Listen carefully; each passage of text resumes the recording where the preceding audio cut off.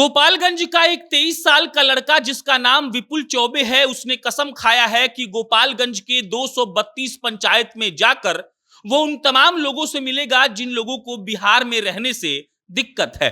अब आप उसको एंटी नेशनल साबित करने में मत लग जाइएगा, क्योंकि आप कहेंगे कि बिहार में रहने से दिक्कत, लेकिन हुजूर 43 डिग्री सेल्सियस में फूस के घर में रहने वाले आदमी को जब पानी नहीं मिलता है, उसके घर चूल्हा नहीं होता है, उसका बच्चा जिस सरकारी विद्यालय में पढ़ने जाता है वहां मास्टर साहब समय से नहीं आते हैं, उसके परिवार वालों का जब तबीयत खराब होता है तो प्राथमिक स्वास्थ्य केंद्र में एक इंजेक्शन और ओआरएस का घोल नहीं होता है, तब उस आदमी को बिहार में रहने से दिक्कत होता है। विपुल चौबे ने यह कार्यक्रम 5 दिन पहले शुरू किया और हम ये खबर 5 दिन के बाद इसीलिए कर रहे हैं क्योंकि हमें संदेह था कि विपुल चौबे भी अन्य युवा नेताओं की तरह होगा जो रजनीगंधा मुंह में डालकर पल्सर में तेल डलवाने के लिए किसी आदमी से कहेगा कि भैया 200 रुपया दीजिए। लेकिन 5 दिन लगातार जब विपुल चौबे अलग अलग पंचायतों में जा चुका था, तब हमको लगा कि ये कहानी आपको भी सुनानी चाहिए, आपको समझानी चाहिए। एक 23 साल के लड़के की कहानी, जिस लड़के ने ये शपथ लिया है कि गोपालगंज के हर पंचायत में जाएंगे, लोगों से पूछेंगे कि आपके घर में कितने लोग हैं और उसके बाद उनसे पूछेंगे कि उन जितने लोग आपके घर में रहते हैं उनमें से कितने लोग बाहर कमाने जाते हैं। और उसने कहा था कि जब सरकार जातिगत जनगणना करवा रही थी तभी हम सोचे थे कि हम इस बात का जनगणना करेंगे कि बिहार के हर घर से कितने लोग बिहार को छोड़कर बाहर कमाने जाते हैं, उनकी पत्नी उनके बिना रहती है, उनके बच्चे उनके बिना रहते हैं, उनके माँ बाप को देखने के लिए घर में कोई मर्द नहीं होता है। और हमारी सरकारें कितनी निष्ठुर तौर पर यह कहती हैं कि हम चाहते हैं बिहार का विकास, इसीलिए जातीय जनगणना हम करा रहे हैं।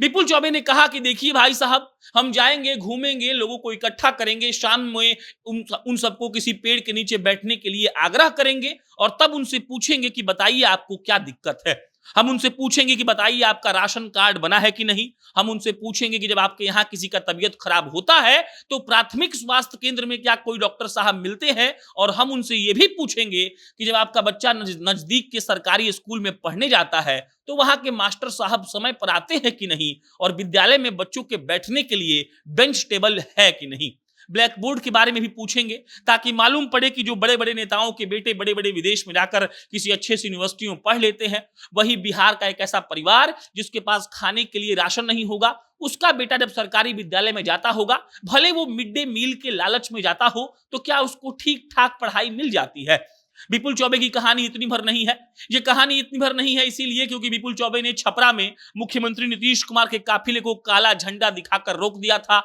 24 दिन 12-14 दिन वो रहे थे छपरा के जेल में और 10 दिन वो रहे थे गोपालगंज के चनावे के जेल में। और 24 दिन जेल में रहने के बाद जब वो लड़का निकला था तो हम पर्सनली उससे मिलने गए थे और उस लड़के ने हमको कहा था कि भाई साहब, जेल तो हम गए हैं, लेकिन अब जेल से आने के बाद हम ये बताएंगे कि बिहार में वाकई में किस चीज के जनगणना की जरूरत है। और जो सरकार ये कहकर लोगों को उलझा रही है कि जात को गिनकर हम विकास कर देंगे, तो हम लोगों तक ये सही आंकड़ा पहुंचाएंगे कि कैसे आपके एरिया को सरकार खराब कर रही है। एक लड़का जो इस बात का बीड़ा उठाया है कि गोपालगंज के सारे पंचायतों में जाकर उन लोगों से मिलेंगे जो लोग पीड़ित हैं, उन लोगों से मिलेंगे जिनके पास राशन कार्ड नहीं है और उनके पास कोई भी बनवाने वाला साधन नहीं है, उन लोगों से मिलेंगे जिनके पास घर में कोई बीमार पड़ जाता है तो इलाज करवाने के लिए कोई नहीं है, और उन लोगों से मिलेंगे जिन्होंने नेताओं का वो भाषण सुना था कि हम जीत जाएंगे तो आपके एरिया में एम्बुलेंस देंगे, लेकिन उन लोगों ने एम्बुलेंस छोड़िए उस एरिया में कभी दर्शन तक नहीं दिया।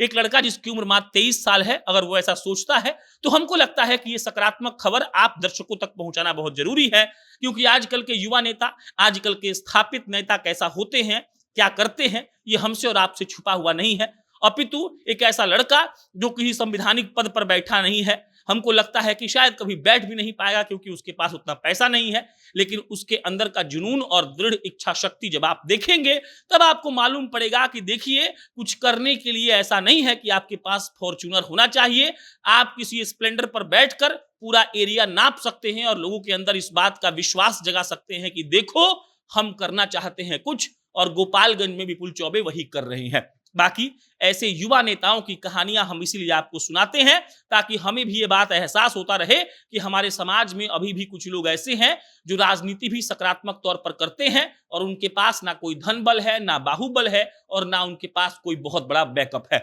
विपुल चौबे जैसे सरीखे लड़कों को आपको सपोर्ट करना चाहिए, इसीलिए ताकि उनको भी लगे कि अगर वो अच्छा कर रहे हैं तो कोई उनके पीछे खड़ा होकर उनका पीठ थपथपाकर वाह वाह बोल रहा है। आपकी प्रतिक्रिया क्या है? कमेंट बॉक्स में लिख के बताइएगा। मेरा नाम प्रशांत है। बहुत बहुत धन्यवाद।